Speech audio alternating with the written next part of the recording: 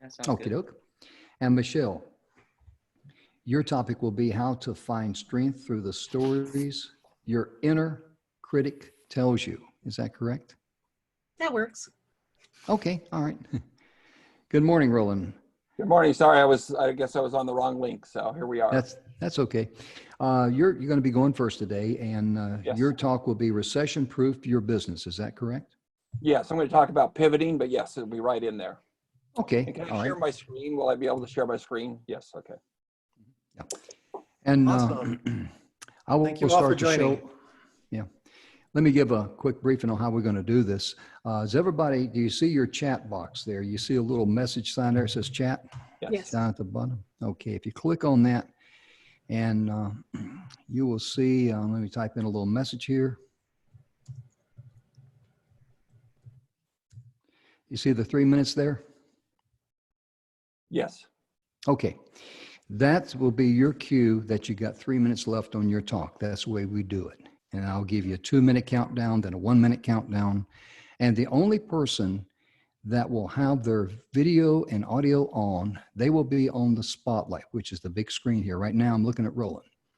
And their mic will be on. Everyone else will look like I look in just a moment.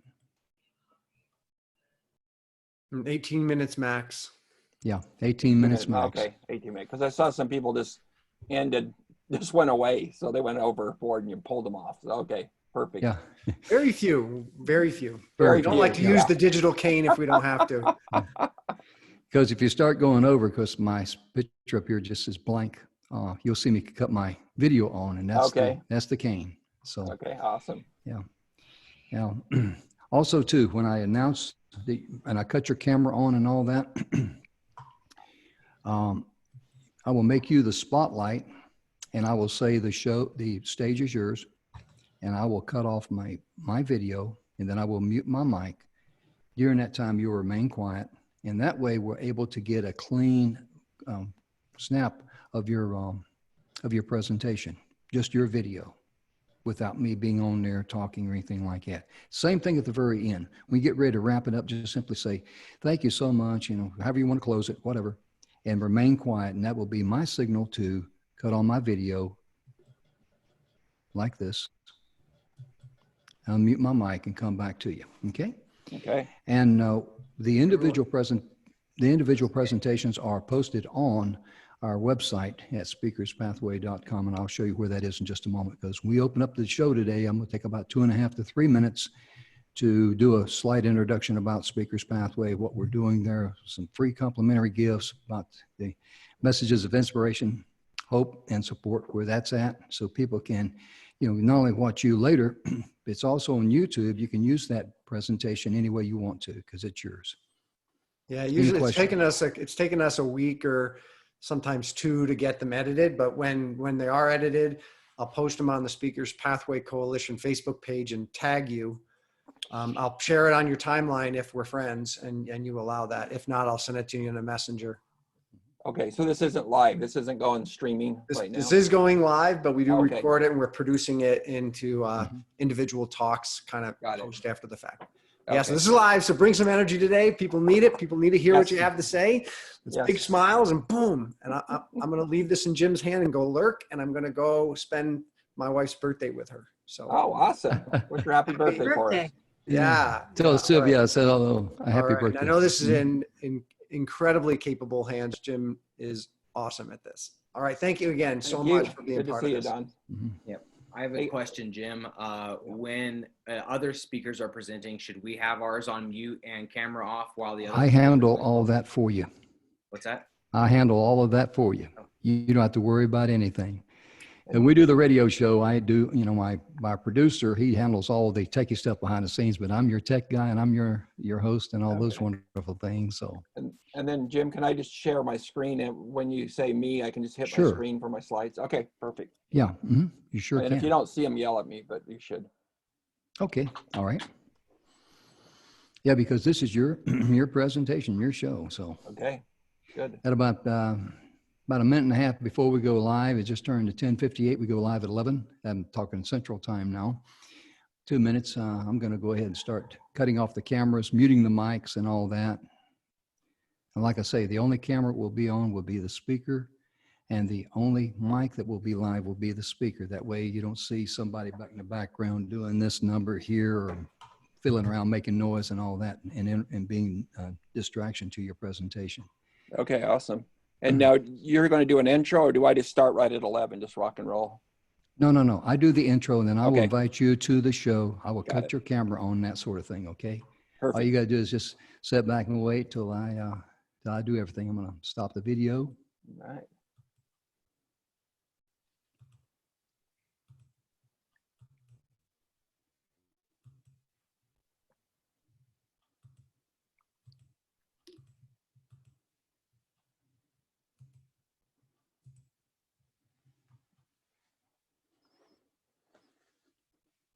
We're about 1 minute from going live.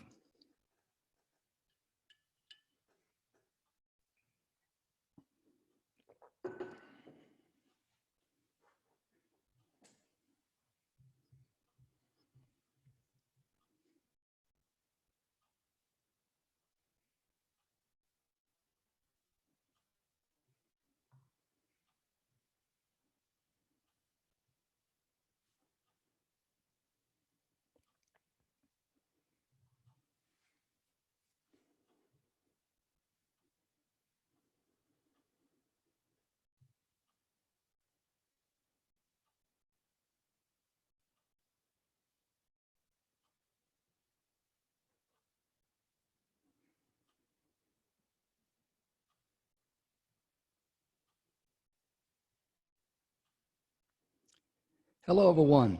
Thank you so much for joining us for another edition of Messages of Inspiration, Hope, and Support. Is it okay if I ask you a question? Are you that one person out there, or maybe you know that one person out there that's just this far away from putting it all together? They need a few extra tools in their toolbox to be able to establish their career and get going. I'd like to share some free gifts with you, if I may. Let me share my screen with you, and here we go. We are sponsored by speakerspathway.com. This is our homepage. You can see we got TEDx training, we got complimentary gifts, what other people are saying about us. These are our members. That's why I say we can say that you can put all the tools you need in your toolbox. Messages of inspiration, hope, and support. We'll take a look at that in a moment. You'll also see that Don McGrath offers a free complimentary course on speaking, how to grow your business through speaking. This is some of the things that we include at Speakers Pathway. This is the Wild Bunch here, all of us. This is some of the testimonies from our members, and we have a radio show. Let me get back up here first of all for the 5 simple steps to a quick kick-butt TED Talk. Excuse me. Don offers this for free. Just click on that and you got it. He also offers his free speaking course. Get your course for free. In addition to that, we have complimentary gifts, as you saw there earlier, with all of our executive training directors. Just feel free to help yourself. If you know someone who can use some of these free gifts, please let them know. The messages of inspiration and hope and support. All of our speakers are listed here. We're running about a week behind getting the individual presentations posted here. But whenever you click on a presentation or a speaker, you will be able to listen to their presentation right there. It's also on YouTube. That's their topic. And there's a little write-up about each individual speaker and presenter. I mentioned our radio show, Your Future Is Now. We're on TogiNet. We've got a lot of shows there. You can download all of the shows there on our podcast. And one thing that we've noticed about people that they really need in life, that is clarity. Mr. Bill Heinrich, one of our executive training directors, he has myfreebook.me, myfreebook.me. When you click on that, it will come up, and clarity has no story. It's a free gift from Bill, so be sure and go shop in there and make sure you don't cheat yourself. And most importantly, if you're that one person, or if you know one person that can use some of these free gifts to help them get from where they are to where they want to be, please come and dine. We got 3 wonderful speakers with us today, and let me turn on Roland's camera here and invite him to the show and unmute him. Roland's going to be talking to us about recession-proof your business. Roland, how are you today, sir? I am awesome. I'm excited to be here and be in front of all these entrepreneurs and business owners. And help them get through this. Good, good. Let me cut off my camera and cut off my Okay. mic, and the stage is yours, sir. Okay, I'm going to share my screen real quick. Can you see that? Okay. Yes. Mhm. Okay, thank you. Okay, great. Well, a little about me. My name is Roland Benson. I have been in business, believe it or not, 35 years, and I have an advertising agency. So I have the opportunity to work with thousands of business owners every year. And one of the things we've found right now is the pivoting part. But one of the things I did about a year ago was real interesting. Instead of doing my family tree, I did my business family tree. And I found out not only did four of my five brothers own their own businesses that are very successful, but my dad, my grandfather, and great-grandfather all own their own businesses. So I come from a long line of business owners. And so when we get together for family reunions and all that kind of stuff, that's what we talk about, believe it or not, is business. So a very big passion. So my first pivot in my life happened here. This is me at 12 years old. Yes, I didn't have gray hair back then. And my dad had a large construction company. He would get calls all the time at the house, and people needing to leave messages, because back in the 70s, we didn't have, believe it or not, we didn't have cell phones, pagers, even an answer machine. So out of the 6 boys, I was the oldest, and so I answered the phone. I got a phone one day, and this man said, I need to leave a very important message for your dad, and he's got to get it before tomorrow morning. And I'm sitting there going, man, this guy doesn't know. I'm dyslexic. I have a lot of learning disabilities. I can't even write my own name. So I had to really pivot at that point, and I had to really think. So the first thing I did is I started drawing pictures. It just came to me, draw these pictures out. So I started drawing pictures of everybody that would call our house to ask my dad to leave, or ask me to leave a message. So I drew these things. I had storyboards, and my dad would come in, and I would sit down with him and say, Dad, here's what happened. Here's who called. Mr. Forrest called. So this one's Mr. Forrest called. He has to meet you, Dad. And I remember what all my dad's job sites looked like. So I draw them out, and it's at 9 o'clock in the morning. Bring the money you owe him, and we need to bring your tools, so as we need to finish this up. So that's how I started doing it. And then my next step was, it became my superpower. And I didn't go to school. I went to one semester of college and then dropped out because it just killed me. So when I started my business as a graphic designer, didn't even know what a graphic designer was, kind of fell into it. I started to think in visions. I started to be able to visualize things like in the storyboard. So when someone asked me a question or I had to do something, I could visualize it and then help them grow their business. So the 4 things I want to take on today and work with you and in the next 15 minutes or so is winning mindset. I know you hear a lot about that, but I've been on so many calls with clients, and the mindset is killing them right now. Even business owners that have been in business. One of my clients has been in business 75 years, and I talked to him. He's in his late 80s, almost 90 years old, and he is really struggling. And a lot of my really key business people, they're struggling also. So I'm just going to take a second on that, and then we can get into the recession proofing. So that winning mindset is very important. I don't know if you've ever learned how to train a flea, but this is what changed my life, is learning how to train a flea. If you take a bottle and you put fleas in it, so like this bottle right here, if I put fleas in here and I put a lid on those fleas and I clamp it down, the fleas will jump up and whack their head for about 3 days. And after 3 days, they will stop and just jump up right to the edge of the lid. And you can take the lid off and they will only jump to about right here, and then they'll go down, and they will jump until they die. And if they have babies while they're in here, those babies will jump until they die. So I started seeing that with myself. I'm going to grab something real quick. My brain. I saw my brain that I stuck it in that jar. Sorry, stuff. I stuck my own brain in that jar, and people told me stuff when I was dyslexic. They said, you're retarded, because they didn't know what dyslexia was. You're not going to be able to support a family. You're not going to be able to do this. You can't. So I just tightened that jar lid on so tight. And then as I grew and I got older, I started saying, I don't think those guys are right. I don't think I'm retarded. I don't think that stuff. So I was able to take that lid off, and I was able to take my brain out, just like the fleas couldn't jump out. I was able to jump out and take on that next level of my business. That probably changed my life more than anything, is to learn how to take that mindset and blow it up and get out of that mindset, because you can't afford to have that mindset dragging you down. And every morning, sometimes I have to lay in the bed for 10 minutes and just talk myself through how I'm going to do it and what's going to happen. So this is my wife. One of the big fears she had was heights. She did not like to go heights, but she loved adventure. So she said, I'm going to go skydiving. I said, Tammy, here I am putting the lid on. I'm sticking the lid on her unknowing. I said, you don't like heights. What do you mean you're going to go skydiving? That's a terrible idea. But she did it. And that was her training ground. That broke the ground to tons of other mind things that opened up for her. This was my biggest thing that I did that changed everything about my business. This is a pivot that changed everything for me. This is a mall in San Antonio, Texas called North Star Mall. I could not return things. I could not talk to people. My business was suffering from it because if you can't talk to people and you own a business, you're in bad shape. So I went to North Star Mall. My coach says, I want you to go to the biggest place that you can go to, and I want you to start walking it 2 hours a day for a week and say hi to people. And that's all I want you to do. Remember, you're afraid of people. You can't talk to people. Don't talk to anybody. So for a week, for 2 hours a day, I said, hi, how are you doing? How's it going? And then I came back and I called my coach. I said, okay, I did that. That was stupid. What did you have me do that for? She said, okay, now for the next week, for 2 hours a day, I want you to start asking what time it is. I said, what? I said, okay, I trust you. You haven't ever led me wrong. So I went and I said, what time is it? It's 10:01, it's 10:02, it's 10:03, it's 10:04. I did that for 2 hours. I can tell you from one end of the mall to the other how long it takes to get through there, minute by minute.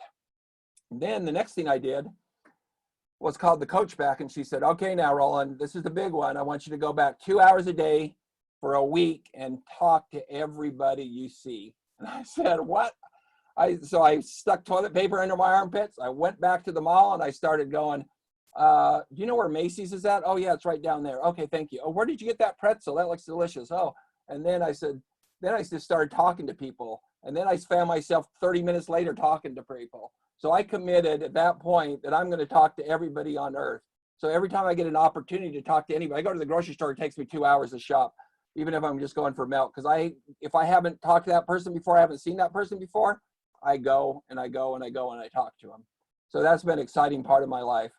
I'm going to jump back here for just a second. So whatever's in your mind is what you're taking around with you. So if you go into the office or work like we do daily calls with our team, if I am upset, I am depressed, I think it's going to end, I'm going to reflect that onto my clients and onto my employees, and they're going to feel the same way. And they're going to treat the employees, my clients the same way. So you can't do that. Next thing to do is let's break our stress test our business. We got to punch holes through our business right now. Look at our cash flow, look at our clients, look at everything that's happening in our business, stress test it, take it apart and see what's not working and what you have to pivot on. What do you have to change right now in your business, in your life, so that you don't have that in your business? The other thing we talk about is putting plans together. So these are plans that you have A, B, and C. So we started out, first thing we did, we canceled our janitorial, we canceled our water deliveries, all that kind of stuff. The next one, we had to start seeing, do we need to take a loan out? Do we need to have money? Thank goodness we haven't got there. And then plan C was, who do we need to let go in the company by stages?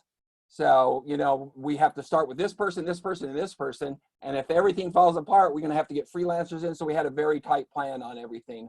So that's the pivot. It doesn't matter what happened in the past. Right now, 4 weeks has changed everything. So our next move is the thing that matters. So I sat down and I wrote down everything, who I am to my client, and then everything that I have to offer that I'm an expert at over the last 35 years. So let's say Trump comes out tomorrow and says, there is no more websites ever going to be built in the United States. Then I'm going to have to pivot myself and my business, and I'm going to have to come in here and pick something. I'm very good at debt free. I'm very good at all these different things. So I could take and build a course or build something out of this. So you have to know what you're good at if you ever have to pivot. I was eating at Raising Cane's Chicken yesterday, and I noticed that if they had a bad run on chicken or something happened to chicken, they would be out of business because they have no other offer. They niche down so far, they have no other thing to bring to the market. So I put this worksheet together, and I'll send it over to Don, and they can put it up. But this goes through and really talks about what problems do you solve for your clients. So that's a big thing, is to find your ideal client. Who is your ideal client? What is the problem you solve? What keeps them up at night? And then you step into how do you solve that problem? Because they'll pay you more for the problems you solve than the problems you don't. Right now, there are so many different problems. There's more problems in the world than there's ever been before. So there's more opportunities as entrepreneurs, and entrepreneurs are the ones that the government's not going to solve, but entrepreneurs are the ones that are going to solve the world's problems and our clients' problems. Because when this is going to end, And if it ends in 2 weeks, a month, hopefully no longer than that, those people are going to be ready to come back out and start buying it. And we as business owners and we as entrepreneurs, we need to be ready to step out and grab that and help them out. So this kind of shows you how I set the sheet up for myself. I've wound it down to, I work with clients from small businesses, from startups to 500 employees. And then these are the things that were before the crisis that we worked on. And these are the things, so we have some of them on hold. And these are the things we're doing afterwards, that we're really working with pay-per-click, email, things that we can get a hold of our clients now. And we're working with our clients to solve those problems. So it's been very exciting to see, and very exciting to see some of our clients pivoting. Got a call yesterday from a client, and they just pivoted their whole business. So I started looking online. I said, what other businesses have pivoted out there? And Jimmy John's, what they've done is they've started, I'm going to pull my list up here real quick. I wrote down a whole bunch of them. Jimmy John's has started delivering bread for $2. So if you order a sandwich, you can throw a couple loaves of bread on there. New York and stuff where they can't get out, they've been doing really well like that. In my little town that I live outside of San Antonio, what they've been doing is they have a spin class, and that guy was just sitting there with his doors closed. He started cleaning the bikes up and taking them to each of his students' homes and renting them to them. So instead of them sitting there, he's renting them, and he's doing online courses with them, putting them up on the screen and keeping them motivated. A hair salon my wife goes to, they know that she getting older, and so she's got a little gray hair, and so they put together a kit with her color that she gets, a manual on how to do it and everything. And she paid $29 for that, delivered to her home. She can color her own hair that way until she can get back into the salon. So I thought that was very cool. There's a advertising agent, a travel agency that's now selling discounted travel for when this is over. So if you want to go to Hawaii, it's a great time to buy a package. So you pay her up front, and then you might use it in a year from now, but you're saving maybe 25, 30%. So that's another great way to do it. And it just goes on and on of things that we can do. So that's the thing. You need to find what are keeping your clients up at night. Why can't they sleep? And then find a way to solve it. That's our job as entrepreneurs. We need to step out and do that. The other thing is get online. It's not time to go dark. It's not time to sit back and watch Netflix. It's not time to just binge and feel bad. We need to get up. I get up every morning, shower, I get dressed in the clothes that I'd wear to work so that I'm not laying around in my pajamas. And even if I'm working, I don't feel, I feel much more motivated stuff. And I sit there and call my clients and do a lot of Zoom calls now. The only thing you don't have to do is wear pants with Zoom. So that's awesome. But so what I've been doing for my thing, since I have 2 more minutes left, is I really jump in and I post every day on Facebook and I post every day on LinkedIn. Those are the 2 places that I've chose as a business owner to advertise and to work. Not advertise, but I'm giving back. So this is a time not to sell, but to serve as much as you can. But if you need to sell, because it's going to be important that you're in business and you're employing your people at the end.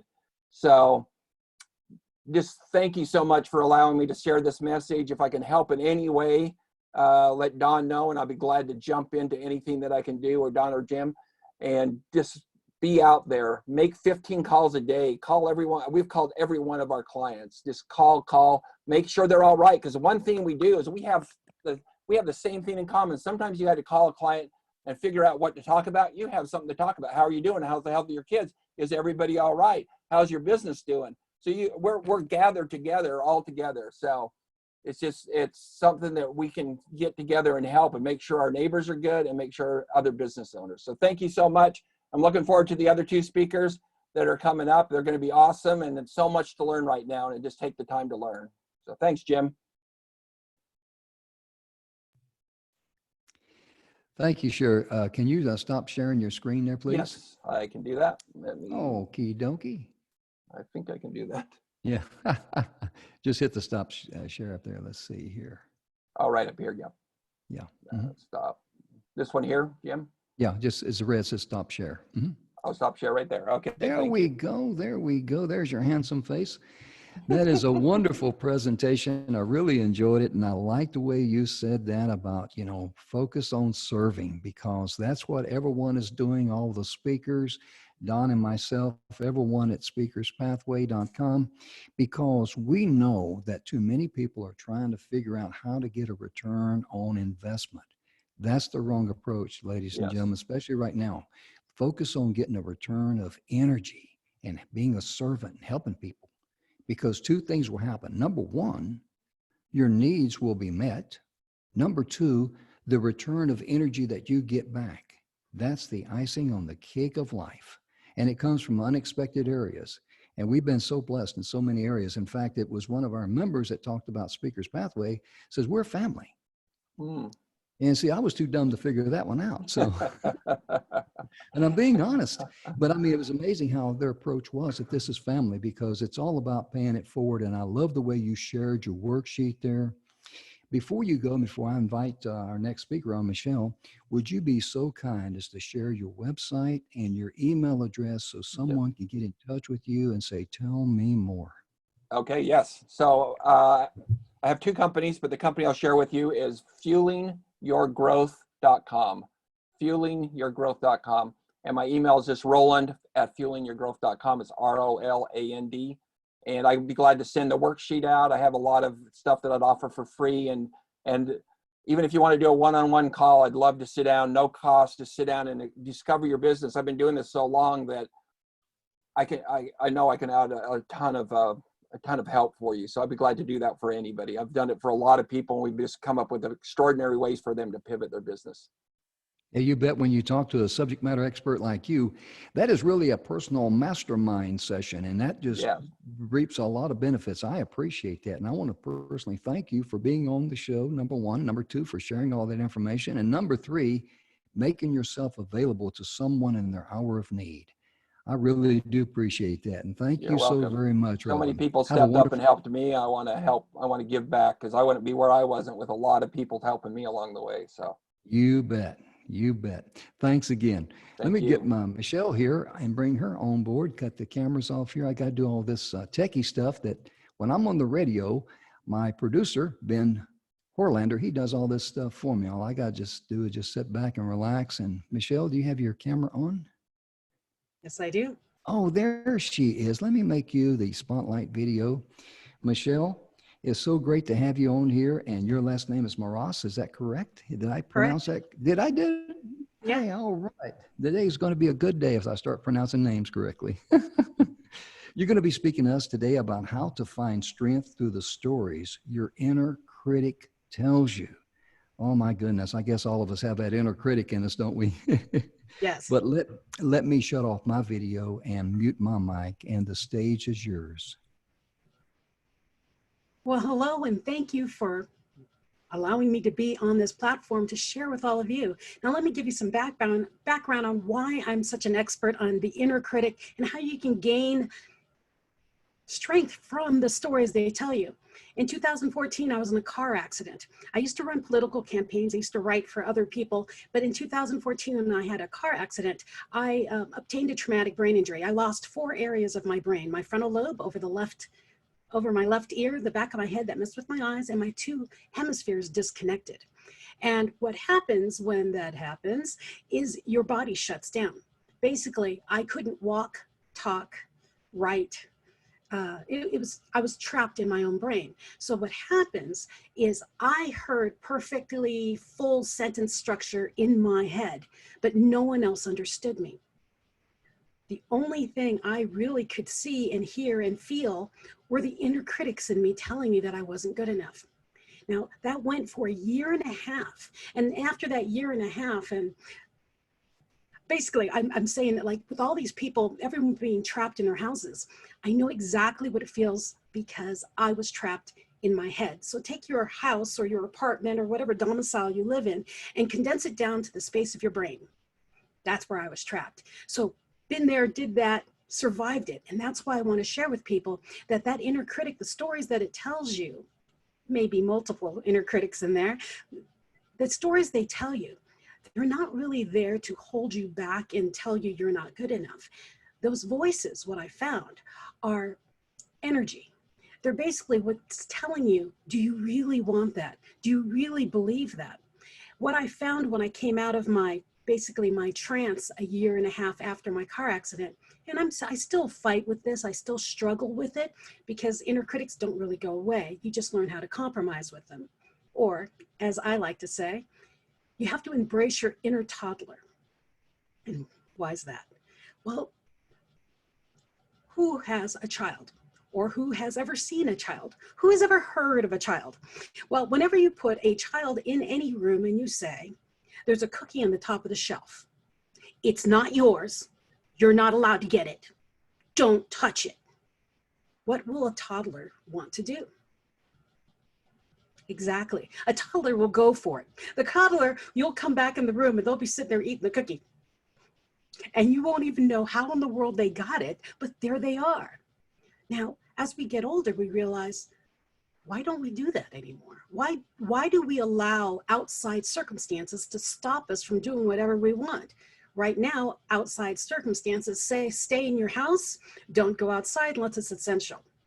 Well, without that toddler inside of you that says, well, I can find another way to do what I do, right? We're entrepreneurs, we're speakers, we're coaches, whatever field we're in, embrace that inner toddler.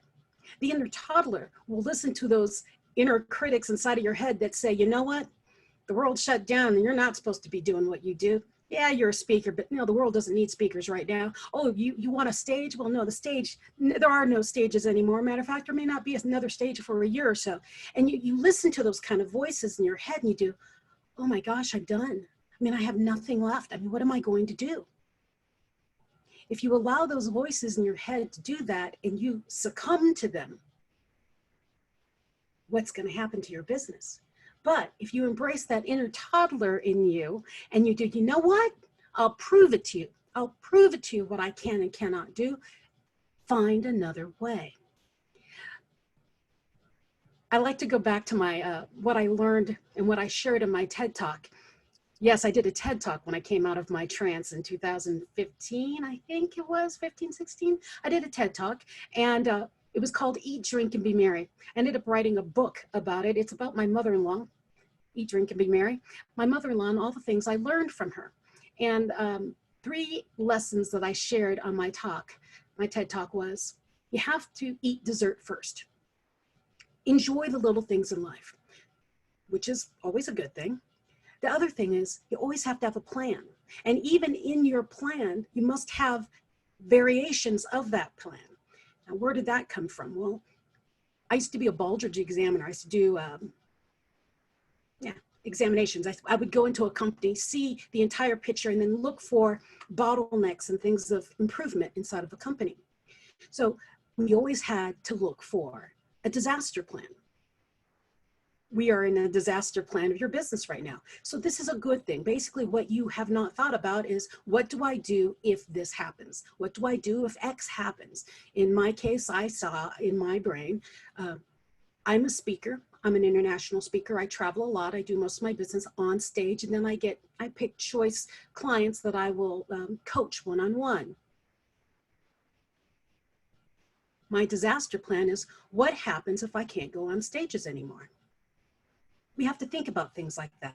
Or in my case, what if my brain injury comes back full force and I can't do that anymore? Where's my other option? And then of course, the third one that I absolutely love, it's a quote by Ellen Glasgow. And it says, the differences between a rut and a grave are the dimensions. If you are doing exactly the same thing all the time, basically what you're doing is you're building the dimensions of your grave. You must get out of your comfort zone and step out of it. Well, what's happened now to all of us around the entire world is we were taken out of our comfort zones, all of us, instantaneously. And what happened is, who adjusted, who shifted, who pivoted? Those who are pivoting are still moving forward. Those who are stuck building the dimensions of the grave don't know what to do.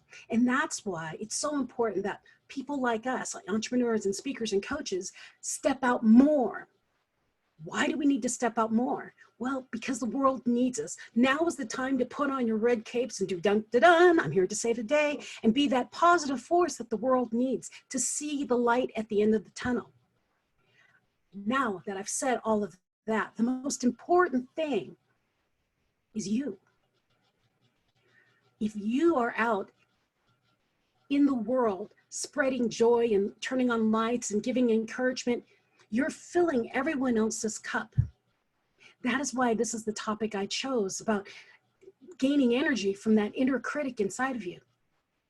Because if you keep filling everyone else's cup, your cup is empty. You must fill your pitcher so that you can fill your cup and everyone else's cup. And it all starts in here, in your mind. The inner critic voices that are beating up on you, you must be able to control or guide or gain from them, because a lot of them are out and playing. So embrace your inner toddler. Find that stubbornness in you that says, no, I'll prove it to you that such and such can happen. Now, one of the people that pretty much saved my life after my brain injury, I have the brain injury. Now, what I didn't tell you is right after that brain injury, I started traveling the world. I went to India speaking. I won an award in India for Inspirational Woman of Excellence. I went to Dublin and spoke. I've been around the world. And in my world travel speaking on big stages, I came home one day and found out something's wrong. I soon found out I had breast cancer, and they gave me 3 months to live. I know that sounds outrageous. That's 2 major things like that happened in a row, but that's what happened. So all that work I did with that inner critic that I was fighting for, and I wrote a book about it, I had 3 months to live. Now, what do you do when you're told you only have 3 months to live? Do you hide, or do you come out full force? Well, I came out full force because what the heck? 3 more months to live. I better do everything I wanted to do on my bucket list. So I wrote a second book called It's Not Luck, Overcoming You. And I walked people through that inner critic process that I was using in my own head to get over those inner critic voices that kept telling me I wasn't good enough. Yeah, you lost your voice because you're supposed to shut up. You lost your ability to walk because the world doesn't need you. Go away. Spoiler alert, I'm still here. It's been well past 3 months. Now, the woman that helped me, let me get back to that. The woman who helped me through that is Byron Katie. If you ever watch me, if you follow me on any social media, if you connect with me in any way, I quote her a lot. And the reason why is Byron Katie, I think the first quote that got me by her is she says, if you think the cause of your problem is out there, you'll try to solve it from out there. Take the shortcut and solve it from within. Everything starts from inside of you with that inner critic voice, and making friends, or, using it as your device to kick off of and jump higher or bounce from and become more. We need you to fill your pitcher by finding what is the source of the I can't, or I don't want to's, or I'm not good enoughs right now, or I'm not equipped. The lacking mentality. We are all beautiful, loving, amazing creatures, and we were all built that way, right? Fill your cup by filling your pitcher, by finding what is in your head that's holding you back. So whenever something comes into your head, or a situation comes up and you do, I'm not good enough, I'm out, I'm just gonna go get another job, I don't need to do this entrepreneur thing, I want you to ask yourself 4 questions. And Google Byron Katie, The Work by Byron Katie. It's called the inquiry process. And if you connect with me, I can send you the page, because I'm just giving you the 4 questions, but there are actually more to it. And if you get very good at the inquiry process, you can walk yourself very quickly through anything that is an obstacle in your life. I use it all the time. I use my book all the time, but I've come through a lot in the past 5 years. So the first question is that statement true? I'll say, I'm not good enough, I shouldn't be on big stages. That's why this entire pandemic happened, so it takes me off the stage, right? Is that true? Well, I think it's true. Well, then the second question is, can you absolutely know it's true? Well, no, I can't absolutely know it's true. It's kind of silly for me to think a pandemic is the one reason that my business is failing or I can't get on stages. Well, then, three, how do you react when you think that thought? How do I react when I think that I can't go on big stages because the pandemic happened so that it wouldn't let me go on stages anymore? Well, one, I think I'm being really silly. And two, why would I even want to think that? I mean, I feel horrible when I think that. Well, then number four, who would you be without that thought? Who would you be without that thought of feeling horrible? Well, I'd be a very happy human. So I just answered my own question. I won't think that thought. Move on. So connect with me and look up The Work by Byron Katie. It's called The Inquiry Process. It will walk you through so much so that you can be able to fill your pitcher so you can fill all those other cups out there in the world that need us so badly today and still have enough to fill your cup. And thank you so much for the time that I've had with all of you, because I sorely, one, needed the connection, and two, I love to give back. So connect with me. I'd love to hear from you. And if you have any more questions for me, connect and ask, because I'm always here. And Jim, I'm ready. Wow, Michelle, your story, I mean, you had me hook, line, and sinker right out of the gate. Because when you talked about being in a car accident and suffering a traumatic brain injury, my son-in-law was in a very horrible accident. He shouldn't have survived. He suffered for many years from chronic traumatic encephalopathy, and that's a very severe brain injury.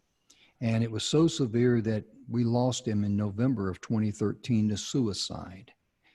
And I'm very proud of my daughter because she speaks out about suicide. It's, how, to deal with it and things of that nature, because when people suffer from suicide, the victims, the people left behind, no one wants to talk about it. I mean, no one wants to open up and talk about something like that. And I can see you, Michelle, not only can you relate to those people, but you can also relate to veterans that suffer from PTSD. I'm a Vietnam veteran. I know a little something about that. And, you just strength, you were singing my song. I was sitting here and I was just glued listening to you. And I love your energy and I love your passion about what you're doing. And you mentioned Byron Katie. How do you spell Byron's last name? Is it Katy or? Katie. Katie. Okay. Yeah. But thank you, because there's a lot of people want to look at that. And most importantly, would you be so kind as to share your website, your email address, so you can reach out and touch others and they can reach out and touch you? I would love to. My website is my name, so it's www.michellemarass.com. That's MICHELLEMRAS.com. And my email is my name again, so it's me@michellemarass.com. I like that. Thank you so very much. And my goodness gracious, your message is so powerful, because I was sitting there listening to you talk, and I could just picture someone listening to you, not only live, but when they hear you on the podcast replay, they can say, wow, she wrote a book. She spoke out about this. I can also write a book about the things in my life to touch people's lives, because it's all about connecting with people and helping them get from where they are to where they want to be. And I love the way you put that about filling your bucket, because if you love yourself first, then you can love others. And the rewards on that is just totally out of this world. It really is. Oh, my goodness. It's such a pleasure for me to be the host today and have the privilege of sitting here and listening to great speakers like you. I mean, you really made my day. You really touched my heart. Thank you so very much for that. Thank you, Jim. Thanks for the opportunity. Oh, it's our pleasure. I mean, I could talk to you the rest of the day, but we got to take care of some business here. I got to bring Brian on to this show. And Michelle, thank you again. Hope you have a wonderful day, and bless you for being here. Thank you. Thank you. Let me cut off the camera here and do a little techie stuff here behind the scenes. And let's see, where is Ryan at? There's Ryan. I finally found him there on the list. Ryan, will you cut your video on, please? There you are, sir. How are you today? Let me give you the spotlight. Yeah, I'm blessed. Thank you very much. It's a pleasure to be here, and you and Dawn are, appreciate all you guys do. Likewise, Michelle and Roland, fantastic messages. Thank you for all the sacrifices that you've both made to be here with us here live today. I feel honored to be in such great company. Oh, I know what you mean. I mean, hearing Roland speak and Michelle, I mean, to me to be sitting here in the host chair, I am honored. But today you're going to be talking to us about an interesting thing here. I like this: tricks to overcome working at home, so you can love life at home and make this an amazingly positive change, the time of change in your life. Is that correct, sir? That's right. Yeah. Okay, well, let me do a couple of things here. Let me cut off my camera and mute my mic, and the stage is yours, sir. Beautiful. Yeah, I think the key word there is love. And especially when we're talking about working from home, home is where the heart is, as they say. So, how much love do you have in your home? And I've been blessed to work from home full time for 10 years. It was March 1st, actually, was my 10-year anniversary since I quit my job to be a full-time entrepreneur and work from home. I've had the privilege of working in some co-working spaces and having little satellite offices I go into here or there. And I do a lot of on-sites with clients. And so I get to travel, I get to do this. But at the end of the day, I love my family. I love being at home. I love being near them. I love being a father. I love being there when the kids get home off the bus. I love, being a part of that environment, but it's not always ideal, right? It's not always optimal to be able to have that. See, most people don't realize how much we use environments to hack our behavior. So kind of like Michelle was saying, she was stuck inside her own head and stuck inside her own body. And as such, she had to learn to work with what she had. It's a wonderful blessing to be able to go outside our home and to change our environment. And this is one of the benefits of being an employee, working with someone else, is that when you change your environment, you automatically change your behavior. You don't act the same way when you're a guest in someone else's house than when someone is a guest at your house. You act inherently naturally different. So we literally change environments as a means of changing ourselves. It's an easy hack to be able to do that. It's a lot easier to focus and get the job done when you're sitting in a row of cubicles. That is far more acceptable behavior to the brain. The brain says, this is where I'm at. This is how I'm supposed to be. This is the way I'm supposed to talk. This is the way I'm supposed to act. And that's basically, in some ways, a crutch. So being able to work at home means that you now need to be able to shift yourself without shifting your environment. How do you change how you are without changing the space around you? Well, I'm going to cover a couple different things that I've done and tools that I've used to help with this, especially because, for me, working from home wasn't just a necessity for loving being with my kids. It's because I was a very volatile individual. I was diagnosed in 2004 as bipolar with PTSD. I've witnessed some tragic deaths as a child and some suicide, actually, since that's on the topic. And I've helped, it's one of my passion projects is to help others out of suicidalism. I'm working actually with a number of PhD doctors on a theory of mine that inflammation has a direct correlation to suicidal tendencies. So as inflammation rises in our body, that it's natural that our bodies are going to think about the concept of suicide. And why is that? Because at the end of the day, there's a thing called cellular apoptosis. It's called cell suicide. It's when a cell gets damaged and that cell says, hey, you know what, I'm damaged. I don't want to replicate. It's not good for me to replicate in the world because I might make some mistakes. And so the cell says, I'm going to kill myself for the good of the larger organism. So reason with me. If that's a known concept at the cellular level, that intelligence can exist, then why wouldn't that concept spill up into our higher psyche? It's absolutely reasonable that it should. So I'm doing a 5-year study to document and correlate inflammation with suicidal tendencies. If you know anybody, this is a passion project of mine. If you know anybody who's willing to assist and help in that, feel free to reach out to me. But that does absolutely apply to us working at home. Because when you're at home and this is your environment and this is all you have to work with, then we've lost the ability to change how we act and how we feel and how we're perceived. Roland mentioned that he gets up, he takes a shower, he gets dressed. Those are the things that allow him to shift himself without shifting his environment. He is consciously making a decision to do something within the framework of what he has to work with to create a different result, a different mindset, a different way of being. And so that's the first trick that first concept I want you to embody and to get from this presentation today is the concept of mental segmentation. So segmentation is when you have two different parts. In marketing, we talk about list segmentation, segmenting different parts of our email list. In business, we talk about different segments of our business, different niches. But mental segmentation is our ability to segment the different aspects of our life. So when you're at home, can you segment when you are in the role of being the boss to others and being director? Are you, and even in the world of your business, right? We wear so many hats as entrepreneurs. We've got the business owner hat, the entrepreneur hat, the marketer hat, the support hat, the innovator hat. We have all these different hats that we have to wear working, being our own boss. And so even when we step into the world of okay, I'm in business mode now, we still have these little segments. And so being able to shift mentally our mindset and how we are, our very way of being, is an actual skill. It's just that we've all gotten really lazy because we can use environments, we can use other people, we use other things to change that for us. And so now we are forced to do with it ourselves.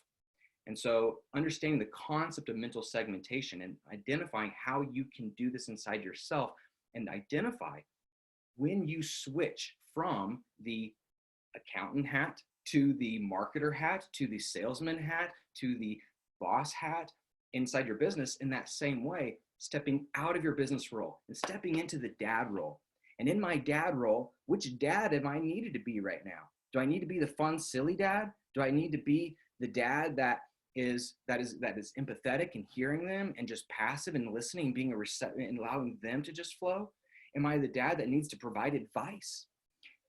When I step into my husband role, is this the time to be a friend to her? Is this the time to be an ally to her and call out something in her behavior that I think she's not seeing herself? And how do I do that, right? How do I call out something in my wife? And how do I say that? Inside our home, we have all of these roles in one place. And so practicing the art of mental segmentation and moving our mind into these different roles allows us to fulfill that role in a much richer way. So that way we can love that moment, because as an entrepreneur working from home, one of the most challenging things is to be stuck in this stretch, right? Where it's like, right now you need to be here and doing this, but yet your family's calling you here, or this is calling you here, or yeah, you really do want to watch that episode of Netflix, right? You really do want to just Netflix binge for the moment. You have these different poles. And all these people, they think of, they talk about wanting to be their own boss. And when most people say they want to be their own boss, what they're really saying is they don't want to work. They want freedom. They want to do what they want to do. And they have this picture of somebody working poolside. Do you know how hard it is to work poolside when your family's swimming in the pool? To stay focused, stay in your lane, that is mental segmentation. Being able to keep these blinders up. So that way when a squirrel runs by, you're not just squirrel, it doesn't have the power over you. The density of the segmentation between your roles, between your mind in there is so strong that while the squirrel is in your field of awareness, it has no power to pierce the veil between these roles. The segmentation is so strong, the density is so dense that it can't pierce it without your conscious decision to. And in the same way, I as a parent can be sitting there in a room with kids just absolutely running around, being crazy. They're bouncing on bouncy balls. They've got skateboards. They're doing everything. And I want to go join them and I want to go skate.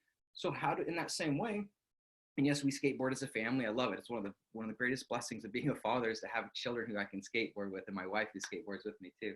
So yeah, I want to go with them. And so being able to stay in my space, but still be aware of and hear their voices and hear their cries, right? Hear the difference between the cry that's happening from antagonism or the laughter cry. They're literally laughing so hard they're crying versus the cry that means I'm hurt, right? And so that way, the back of my brain, I can trust it to be hearing all of this information. It's not that I'm unaware. I don't have headphones on and I'm not so glued in. My mental segmentation has become so strong that I can be in the presence of chaos and thrive.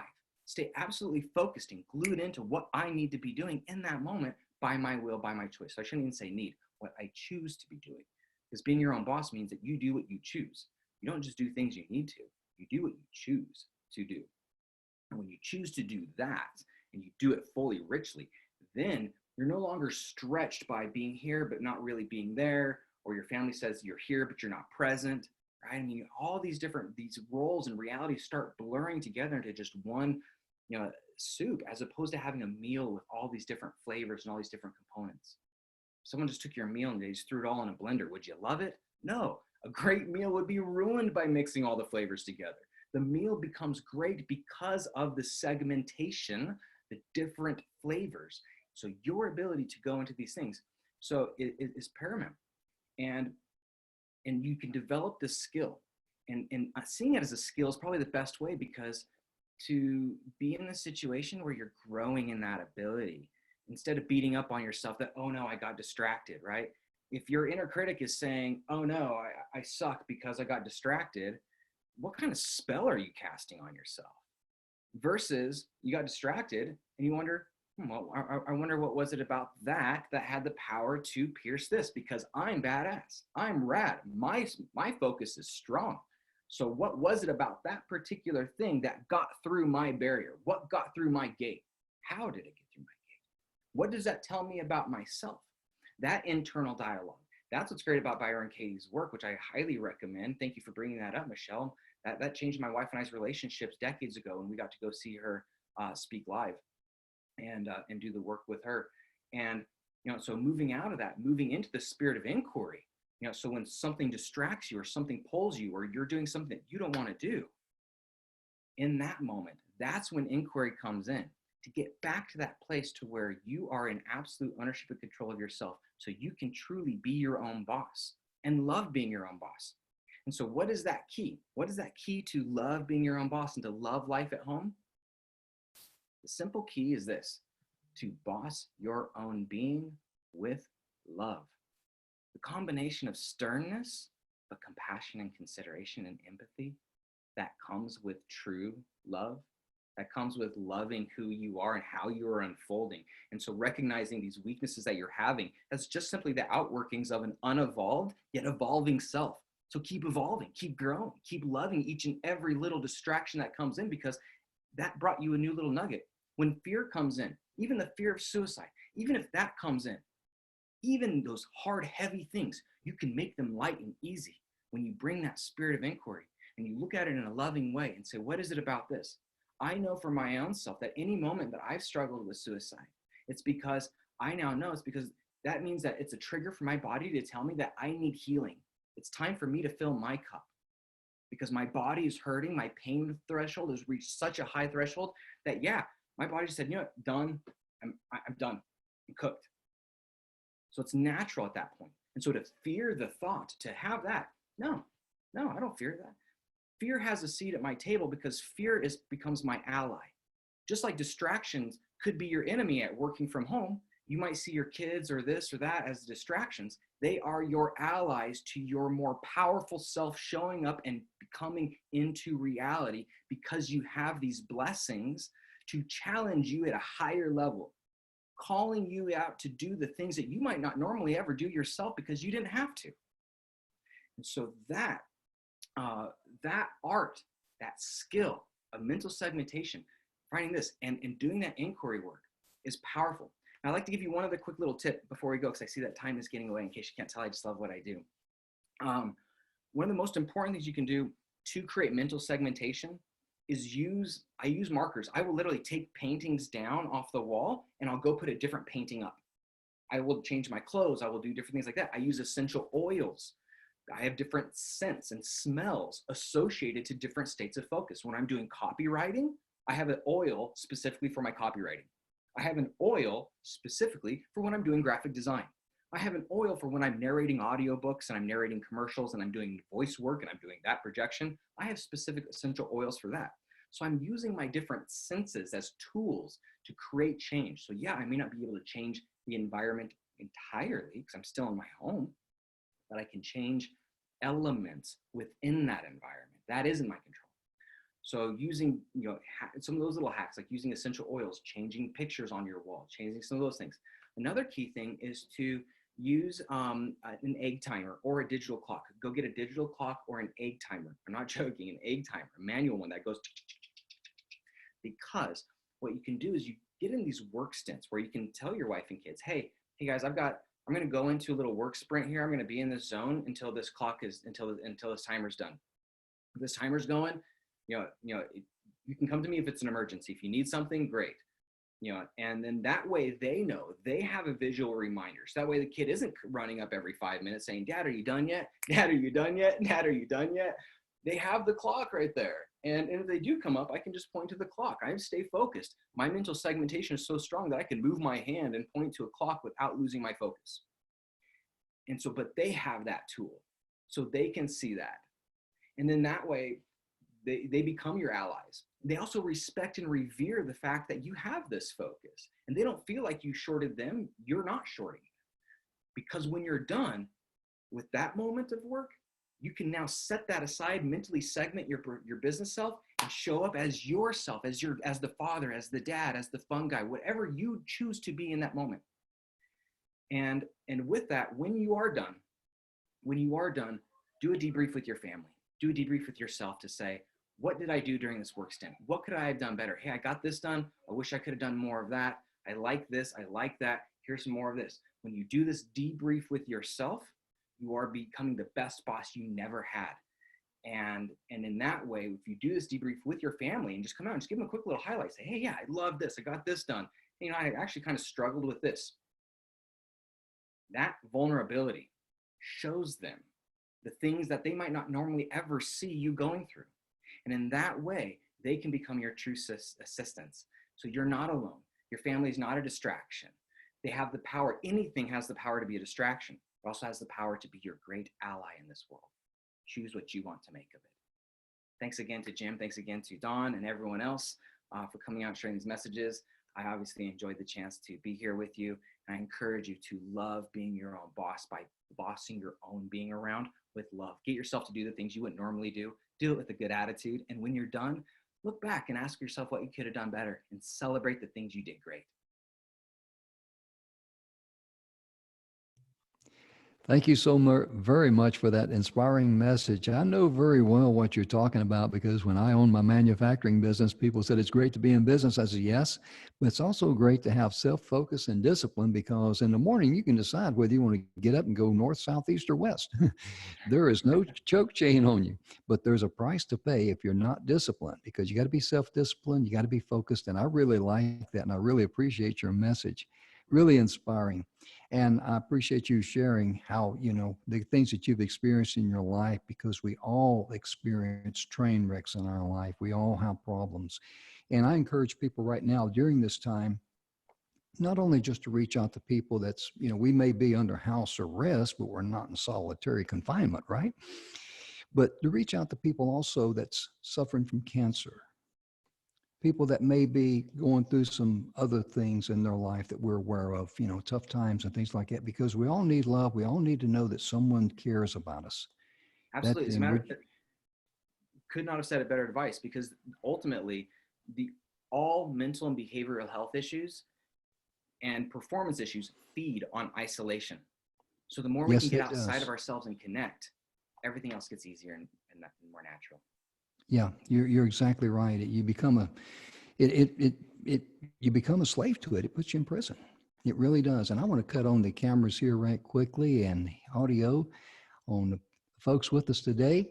And Michelle, I want to share a little something with you that I think you might appreciate. Would you, let's see, get everybody unmuted here. Whoop, let's see here. Did I get everybody unmuted? Nope, yep. I haven't done. Okay. Roland, did I, let's see here. There he is. I just want to say thank you to each one of you for being with us today, Roland. I really appreciate what you said. I'm an old military guy, 31 years in the military.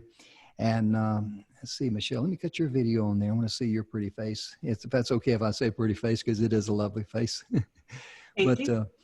I get up in the morning, I shower and I shave because I know what it's like to live like an animal and smell like one. Because when I served in Vietnam, it's one of the promises I made. I'm going to shower and shave every day whether I need it or not. But it's so important. Michelle, I want to share something with you that might be a blessing to others out there. After my daughter lost her husband to suicide, like I say, November the 13th, 2013, that first Christmas, she set up a Christmas tree, not one, but two in her house. The one that was very special was the Christmas tree for Mark. And family and friends could put pictures or anything, send her any trinket that they wanted to, and that tree is decorated every year. When I go to her house for Christmas, I look at the one tree. Of course, it's just a Christmas tree. They're all, kind of fancy. But the one tree that I really pay attention to is the one for Mark. All the little things that people send in. And I thought that was really neat. And I wanted to share that with you because down through the pathway of life, even if you lose your mom and your dad, why not put up a tree in their honor for your parents and hang something on there to remember them and say, hey, you're still here. This is Christmas and we're together. And nothing will ever take that from us because you're that special. And you folks have been very, very special guests today. I want to thank you from the bottom of my heart. For me to be the host here and listen to your wonderful messages, I'm super blessed. Thank you so very, very, very much. Ladies and gentlemen, on behalf of Ron Gary, Roland Benson, and Michelle Maras, I'm Jim Grant. Thank you so much for being with us. Please share this video with anyone and be sure and go to speakerspathway.com to the messages of inspiration, hope, and support. And look at all the wonderful speakers there. Be sure and share that information with anyone that you might know that could use it. We'll see you tomorrow. Have a wonderful day. Thank you. Bye-bye.